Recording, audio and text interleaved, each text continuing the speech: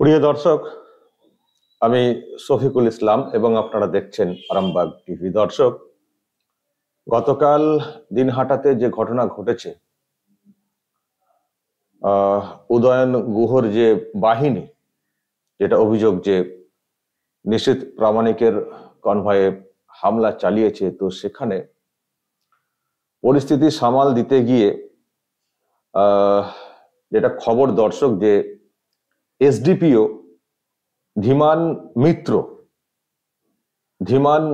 মিত্র তিনি চোট পেয়েছেন, তার নাকি মাথা ফেটেছে। আমি দর্শক, আমি তো চিনতে পারিনি কে এসডিপিও, কিন্তু আজকে আমি সব মিডিয়াতে ছবি দেখছিলাম, তো দেখতে দেখতে আমি আবার গতকালকে যে ফুটেজটা পেয়েছিলাম সেটাকে একটু দেখছিলাম, কারণ এটাও খুব সমস্যা, জানেন তো। এসডিপিও তিনি নর্মাল ড্রেসে রয়েছেন, উর্দি নেই, তো উর্দি না থাকলে তো বোঝা খুব মুশকিল। আর উর্দি না থাকলে যে কি করতে পারে শাসকের লোকজন, সেটা নিশ্চয়ই তিনিও টের পেলেন। উর্দি থাকলে হয়তো এতটা সাহস দেখাতে পারতো না, কিন্তু উর্দি না থাকলে, আবার জেনে শুনেও এলাকার লোক তো চিনতেও পারেন, অবশ্য বাহিনী তো চিনতেও পারে, গোলেমেলে যদি একটু সবক দেওয়া যায় পুলিশকে, সেটাও হতে পারে। তবুও এই উর্দি না পরে থাকলে না অনেক সমস্যা। এসডিপিও আছেন, আইসি আছেন, তারা তো একটু উর্দি পরে তো রাস্তাতে বেরোবেন। উর্দির তো একটা ভারিত্ব থাকে, একটা তো উর্দির তো একটা গুরুত্ব থাকে, উর্দির তো একটা ভয় থাকে অন্যের কাছে। উর্দি পরে যে পুলিশের উর্দি, কেন উর্দি পরে তারা থাকেন না, কি সমস্যা হয় জানি না। যাই হোক, আমি যেটা লক্ষ্য করলাম দর্শক, এই যে মাথা ফেটেছে বলা হচ্ছে এরকম জায়গাতে, আমি দর্শক আপনাদেরকে দেখাচ্ছি, আমার মনে হচ্ছে উনি আচ্ছা, এখানে যে স্ক্রিনটা দর্শক দেখছেন, স্ক্রিনটার দেখুন, ওই যে কালো রঙের গেঞ্জি পরে, মানে হাতে একটা লাঠি, মানে বাঁদিক সাইডে চেপে দেখুন লোগোটা, যেখানে লোগোর দেখুন নিচটাতে আছে না কালো ড্রেস পরে। আমার যেটা মনে হচ্ছে, আমি যা মিডিয়াতে দেখছি, উনি মনে হচ্ছে ধীমান মিত্র, এসডিপিও। তো একটু ভালো করে ফলো করবেন। আমি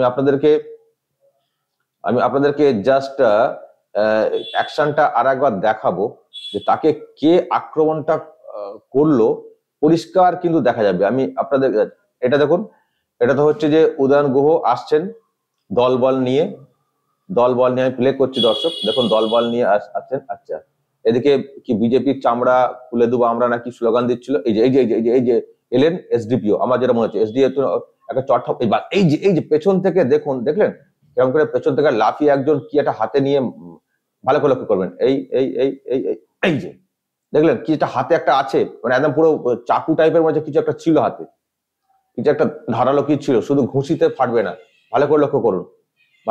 এসডিপিও ছুটে গেলেন, চামড়া গুটি দেবো এরকম স্লোগান হচ্ছিল বলে। এই যে ছেলেটি যে লাফিয়ে উঠলো, ভালো করে দেখুন দর্শক, এই এই এই এই এই এই যে হাতে যে মারছে যখন, তখন দেখুন হাতে একটা কিছু আছে, হাতে একটা কিছু ছোট কিছু আছে, যেটা দিয়েই এসডিপিওর মাথাটা কেটেছে। এই যে দেখলেন, ভালো করে লক্ষ্য করুন দর্শক, আমি বারবার দেখানো হচ্ছে, এই যে মারল একটা ছেলে, এই যে মারল একটা ছেলে, দেখুন হাতে একটা কিছু ছিল ধারালো।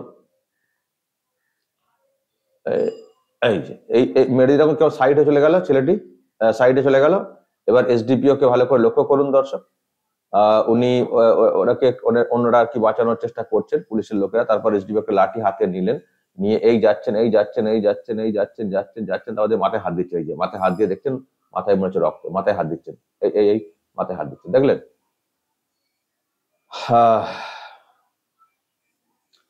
দেখলেন এই যে লাফিয়ে উঠলো ছেলেটা।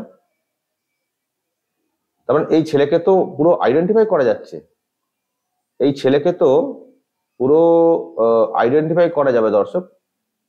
এই ছেলেটিকে ভালো করে লক্ষ্য করুন তো, ছেলেটিকে কিন্তু আইডেন্টিফাই করা যাবে। যখন স্লোগান হচ্ছে এরকম উস্কানিমূলক স্লোগান, তিনি হয়তো চটথাপ্পড় দিতে গেছে, এই যে মারলো তো, এই ছেলেটাকে আমি আপনাদেরকে আইডেন্টিফাই করে দিচ্ছি কে কার হাতে এটা হলো, এবং তাকে ধরা হয়েছে কিনা সেটা আমরা চাই। আইডেন্টিফাই কিন্তু পরিষ্কার করা যাচ্ছে। এই ছেলেটিকে এই যে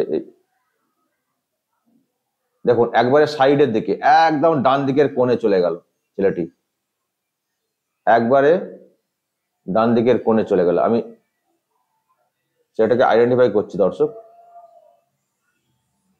আমি আইডেন্টিফাই করছি।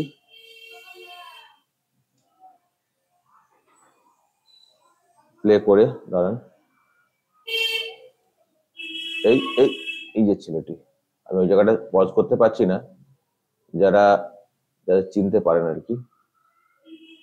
এই যে এই হাতটা তুলছে, এই হাতটা তুলছে, এই যে এই ছেলেটি, দেখুন এই ছেলেটি হাত উঁচুতে, হাত উঁচুতে, হাতে কিছু একটা ছিল, তারপরে মারলো, মেরে সাইডে হয়ে গেল, এই একদম কোণে, ডান দিকের কোণে চলে গেল, একদম ডান দিকের কোণে চলে গেল, মানে একদম এই সাইড দেখুন, ওই সাইডে একদম কোণের দিকে চলে গেল। আপনাদের স্ক্রিনের মানে লোগো যেদিকে তার উল্টো দিকে একদম, মানে আমি তো লোগোর দিকে আছি, দেখুন উল্টো দিকে একদম একদম সাইডে চলে গেল ছেলেটি। এই ছেলেটিকে তো আইডেন্টিফাই তো করা যাবে, এবং ওর হাতে কি ছিল সেটা তো দেখতে হবে, এবং ওর বিরুদ্ধে তো বিরাট অ্যাকশন হওয়ার কথা। আমি শুনছি যে উদয়ন গুহ নাকি 45 জনের নামে নাকি অভিযোগ করেছেন, মানে বিজেপির লোকজনদের নামে অভিযোগ করেছেন, কিন্তু তাদের বিরুদ্ধে কি কোনো অভিযোগ হয়েছে? বা এই যে ছেলেটিকে মারতে দেখা যাচ্ছে ওইভাবে লাফিয়ে উঠে, একটা ধারালো কিছু হাতে ছিল, ছোট মতো কিছু ছিল, এবং এটাও তো প্রশ্নের যে উদয়ন গুহর সঙ্গে যারা ছিলেন তাদের হাতে সব কি ছিল। এখন দেখছি উনি আবার তীর দেখাচ্ছেন, তীর, ওর দিকে নাকি তীর ছোড়া হয়েছে। সেই তীরের গল্প আগেও শুনেছিলাম, নিজেরাই তীর পকেটে করে নিয়ে ঘোরেন কিনা কে জানে। আর এই যে পরিষ্কার ভিডিওতে দেখা যাচ্ছে যে ওইভাবে মানে এরকম করে উঠে মাথাতে এরকম করে যে মারলো ছেলেটা, পরিষ্কার দেখা যাচ্ছে একটা ছেলেটাকে। এই ছেলেটাকে ধরা যাবে না? আমি তো বলবো এই ভিডিও ভালো করে ডিসপ্লে করে এসডিপিও সাহেব দেখুন, আপনার মাথাতে কে ওইরকম ধারালো অস্ত্র দিয়ে মারলো, ভালো করে দেখুন, ব্যবস্থা নিন। একদম কঠোর কঠোর কঠোর ব্যবস্থা হওয়া প্রয়োজন রয়েছে। সাহসটা আসে কোত্থেকে? আপনার উপরে যদি এরকম হামলা হয়, সাধারণ মানুষের উপরে কি হতে পারে সেটা আপনি বুঝতে পারছেন না? বুঝতে পারছেন না কি হতে পারে? আপনার উপরে যে হামলা হয়েছে এটা আমরাও খুব কি বলবো, আমরাও খুব চিন্তিত, কেউ খুশি নই আমরা। পুলিশের উপরে হামলা হবে খুশি নই। হ্যাঁ, পুলিশের উপরে মানুষের একটা রাগ রয়েছে, অনেক সময় পুলিশের উপরে হামলা হলে মানুষ বলেন যে ঠিক হয়েছে। আসলে এটাও কেন বলেন মানুষ, সেটাও ভাবতে হবে যে পুলিশের উপরে হামলা হলে মানুষ কেন বলেন ঠিক হয়েছে, কেন বলেন? তাহলে পুলিশ নিশ্চয়ই তার দায়িত্বটা ঠিক মতো করে পালন করে না, সেই জন্য বলে। কেন মানুষের মধ্যে এই ধারণা তৈরি হবে? আপনি ব্যবস্থা নিন। তো পরিষ্কার ভিডিওতে পরিষ্কার দেখা যাচ্ছে ছেলেটি এসে লাফিয়ে মারছে, তো পরিষ্কার তো ভিডিওতে দেখা যাচ্ছে, তাহলে কেন ব্যবস্থা হবে না? কেন ব্যবস্থা হবে না? ছেলেটাকে পরিষ্কার আইডেন্টিফাই করা যাবে। এভাবে লাফিয়ে, যে ওখানে উল্টো স্লোগান হচ্ছিল, হয়তো কন্ট্রোল করার চেষ্টা করেছিলেন, ব্যাস এরকম গিয়ে লাফিয়ে মাথাতে একবার চাকু না কি ছিল কে জানে।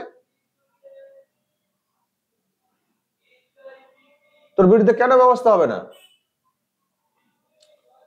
এইসব কাণ্ড ঘটাবে উদয়ন গুহর ছেলেরা, ছেলেপিলেরা, এসডিপিওর উপরে, পুলিশের উপরে পর্যন্ত হামলা করবে, আবার তারাই আবার বন্ধ রেখেছে। আমি জানি না এই বন্ধ কি করে হচ্ছে। এখন নির্বাচনী আচরণ বিধি লাগু হয়ে গেছে, এখন ভোটের প্রচারের সময়, এই সময় কেন বন্ধ রাখা হবে? আর কমিশন এটাকে কি করে অ্যালাউ করছে? শুনশান এলাকা হলে কি করে মানুষজন, অন্য দলের লোকেরা কি করে প্রচার করবেন? ভোট পর্ব চলছে, এখনো বন্ধ হয়ে যাবে, ধর্মঘট হয়ে যাবে? কমিশন কি চোখে ঠুলি দিয়ে বসে আছে নাকি? কমিশনের পদক্ষেপ কিন্তু দর্শক খুব একটা ভালো চোখে ভালো লাগছে না। কমিশনকে অনেক বেশি উদ্যোগী হতে হবে। এই উদয়ন গুহর ব্যাপারে বারবার বলছি, এই উদয়ন গুহ এদিকে, এদিকে মোল্লা, সব যেভাবে তাতাচ্ছেন এলাকাতে, এদেরকে বন্দি না করলে কিন্তু আবার সেই রক্তগঙ্গা বইবে। পুলিশের উপর আক্রমণ, বুঝতে পারছেন দর্শক, পুলিশের উপর আক্রমণ। আজকে এসডিপিও কে অসহায় অবস্থা দেখতে পাওয়া যাচ্ছে।